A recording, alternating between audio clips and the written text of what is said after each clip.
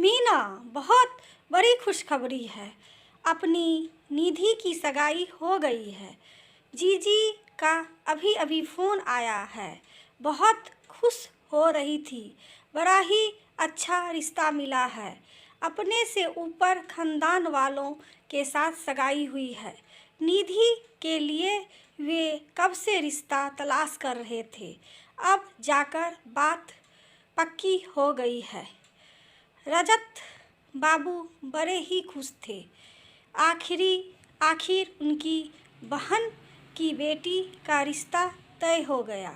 यह सुनते ही मीनल भी चहक गई। अभी फ़ोन लगाओ, जीजी को बधाई दे देती हूँ। हाँ जीजी, बहुत बधाइयाँ। शादी का मुहूर्त कब का निकला है? क्या कहा? 1 महीने बाद ही शादी है। लड़के वालों को जल्दी है। आगे की बात सुनकर मीना के चेहरे का रंग उतर गया। जी, यह कहकर उसने फ़ोन रख दिया। अपनी पत्नी मीनल का चेहरा देखकर रजत बाबू घबरा गए। आखिर क्या हुआ? इतनी तनाव में क्यों हो? राखी जीजी ने ऐसा क्या कह दिया? मीना के माथे पर तनाव की लकीरें उभर आई। राखी जीजी ने कहा कि 2 लाख के मायरा की तैयारी कर लो। घर में पहली शादी है। मेरे ससुराल वालों के सामने मेरी नाक नहीं कटनी चाहिए। मैं तो पूरा मायारा लूँगी। ससुराल वालों को महंगे कपड़े, निधि को सोने का सेट और चांदी की भारी पायल, यह सब ज़रूरी है। अभी से तैयारी कर लेना। रजत बाबू जिसे खुशखबरी समझ रहे थे, वे तो उनके घर पर मुसीबत बनकर टूटी है। अभी तो बड़ी बेटी का कॉलेज में एडमिशन करवाना है।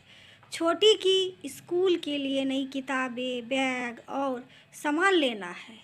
और शादी में जाएंगे तो आजकल थीम भी रख देते हैं। शादी के लिए सबके रंग के अनुसार कपड़े भी लेने होंगे। और उसकी माँ का भी घुटनों का ऑपरेशन करवाना है। सारे खर्च एक साथ सिर पर आ गए थे। उस पे यह शादी का न्योता उन्हें मुसीबत से ज़्यादा कुछ न लग रहा था। छोटी सी राशन की दुकान जैसे तैसे चलाकर वे घर का खर्चा चला रहे थे। पिताजी की ही दुकान थी जो वे पिताजी के साथ ही संभालते थे। पिताजी के जाते ही पूरा दुकान संभाल रहे थे। आय ना कम ही थी ना ज़्यादा, बस घर परिवार पल रहा था। तभी अंदर से माँ की आवाज़ आई, बेटा रजत, क्या हुआ? क्या खुशखबरी है? किसका फ़ोन आया था? अरे, इस बुढ़िया को तो कोई कुछ बताता नहीं है। यह मुआ घुटना में दर्द नहीं होता तो मैं भी उठकर बाहर बैठक में आ जाती। माँ, अपनी निधि की सगाई हो गई है। 1 महीने बाद शादी है। यह तो बहुत अच्छा हुआ। शादी में जाना। इस तरह मुंह क्यों उतर रखा है? तुझे खुशी नहीं हुई क्या?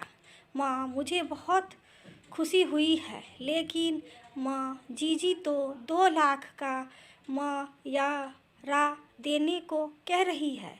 इतना सब हम तो नहीं कर पाएंगे। मेरी आय कितनी है आप तो जानती हो। फिर आजकल की शादी में जाना तो काफ़ी तनावपूर्ण और खर्चीला काम हो गया है। थीम के अनुसार सबके नए कपड़े आएंगे और पिछले महीने से मकान मालिक ने भी किराया बढ़ा दिया है। महंगाई तो सिर पर आकर खड़ी है। मैं तो सोच रहा हूँ कि इस मुसीबत से कैसे छुटकारा पा जाए। जीजी को तो सब पता है, फिर भी गलत मांग करने लगी हैं। अपने बेटे की बात सुनकर माँ भी सोच में पड़ गई, क्योंकि घर की स्थिति उनसे छुपी हुई नहीं थी। फिर कुछ सोचकर वे बोली, रजत, तू शादी में जाने के लिए राखी को मना कर दे। माँ, आप यह क्या कह रही हैं? जीजी को बुरा लग जाएगा। शादी में तो जाना ही पड़ेगा। अरे, मैं तुझे मुसीबत से छुटकारा पाने का उपाय बता रही हूँ, तू कह दे राखी से हम इतना नहीं कर पाएंगे, और अगर इस पर भी वे मानती नहीं है तो कह देना जीजी हमारा या शादी में सपरिवार नहीं आएंगे। एक शादी में पहनने के लिए जो कपड़े खरीदने होंगे, आने जाने का जो किराया लगेगा, उसके पैसे बचाकर आपको मायरा में दे देंगे। आपकी नाक ससुराल वालों में ऊंची होनी चाहिए। चाहे इसके लिए भाई भाभी हर तरह की मुसीबत क्यों न झेले। अपनी माँ के कहे अनुसार रजत बाबू ने सब फ़ोन पर राखी जीजी को कह दिया। यह सुनकर राखी जीजी को अपनी गलती का एहसास हुआ। रजत यह क्या कह रहा है? शादी में नहीं आएगा? तू मायरा अपने हिसाब से बजट के अनुसार कर लेना, पर मेरे भाई शादी में तो आना तू और तेरा परिवार नहीं आएगा तो मैं यह शादी खुशी से नहीं कर पाऊँगी। और मुझे पता है यह सब सोचने और कहने की तुझमें तो हिम्मत नहीं है। यह सब तुझे माँ ने कहलवाया है। मैं तुझसे और माँ दोनों से माफ़ी मांगती हूँ। मेरे भाई, शादी में तेरा आना ज़रूरी है, मायरा का नहीं। भाई भाभी आकर एक सादी सी साड़ी भी इस बहन को पहना देंगे तो यह बहन खुशी से ओढ़ लेगी, और ससुराल वालों तो 2-4 दिन बातें बनाकर रह जाएंगे। उनके लिए मैं अपने भाई परिवार को मुसीबत में तो नहीं डालूंगी। मैं तो भूल ही गई थी कि तुझे गुड्डी का कॉलेज में एडमिशन करवाना है।